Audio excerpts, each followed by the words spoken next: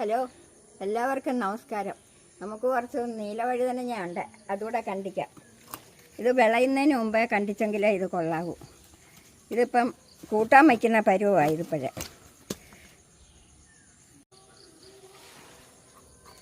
ഇത് തീയൽ വയ്ക്കാനും മെഴുക്കുവരട്ടി വയ്ക്കാനും എല്ലാത്തിനും നല്ല വഴുതനങ്ങയായത്.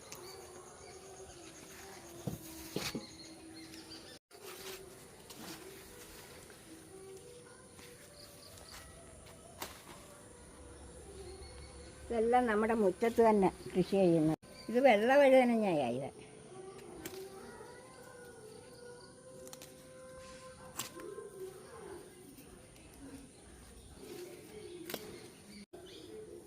ഈ പടർന്നു കിടക്കുന്നതെല്ലാം മധുരക്കിഴങ്ങാണ്.